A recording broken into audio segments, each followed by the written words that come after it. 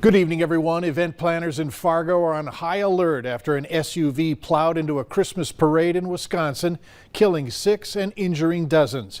Valley News Team's JC Dodd spoke with the planners of the annual Xcel Energy Holiday Lights Parade to see how plans have changed. 5 dead, almost 50 injured when Waukesha, Wisconsin's Christmas parade turned into a nightmare. A scene of horror, Fargo Holiday Lights Parade planners are taking steps to help prevent a situation like what happened in Wisconsin. Police, fire, and city officials from both sides of the river and the hired safety company met this week, discussing ways to keep participants and spectators safe. We actually undergo an arduous planning process. This year, those watching the parade from Veterans Bridge will stand behind a concrete barricade, offering more protection between the parade route and onlookers. Graffio says police are working to get more heavy vehicles like snowplows and dump trucks staged at intersections, out of an abundance of caution. Event staff are taking training classes with Fargo police to learn crisis mitigation, to be prepared for emergencies that may come up. With thousands expected to attend this year's parade, she says safety is at the forefront of their minds. We hope that the community feels safe and is confident that we have done what we need to do to plan for a healthy, fun, and safe event for our community. In downtown Fargo, JC Dodd, Valley News Live.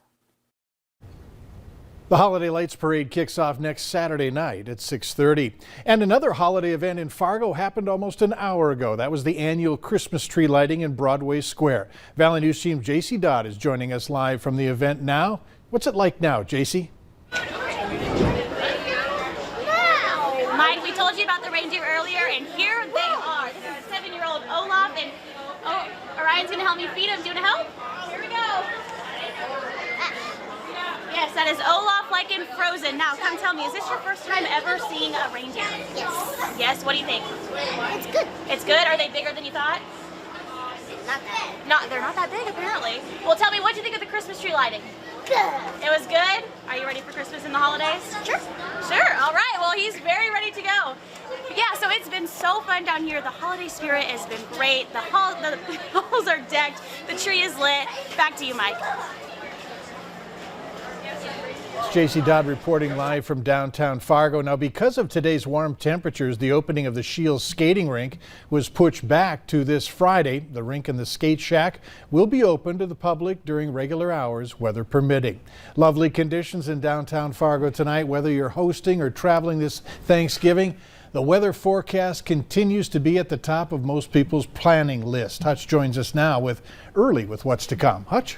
Well, Mike, we are watching a beautiful day come to a close here as we head into that big travel day Wednesday before the Thanksgiving holiday. Things are looking to change even overnight for some of us, but right now travel conditions perfect in the FM area as viewed here from our Luther family Ford view. 41 still in Fergus Falls. That heat starting to get suppressed down to the south. Cooler air making its way in along the international border, below freezing there. Look at the snow showers heading out of the Regina area and into the oil patch, and by morning some of us will have those flakes. Here they come. And by daybreak, they'll be moving through northeast North Dakota, and we're expecting gusty winds for all. So only a few of us will see a shot of snow as that works its way through. The wind and cold, though, will be around for all of us. So be prepared for some reduced visibility, some tricky travel and icy spots possible where there could be a little accumulation up north. Hour by hour details on all of this. And after the holiday here in just a moment, Mike, all in all, the travel conditions heading home also look pretty fair as well. Thanks for you making the trip as well. Yeah, you bet. All right.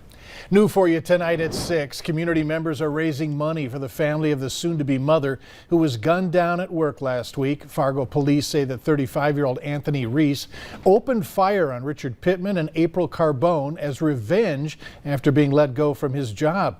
Reese has since been charged with 3 counts of murder and faces the rest of his life in prison.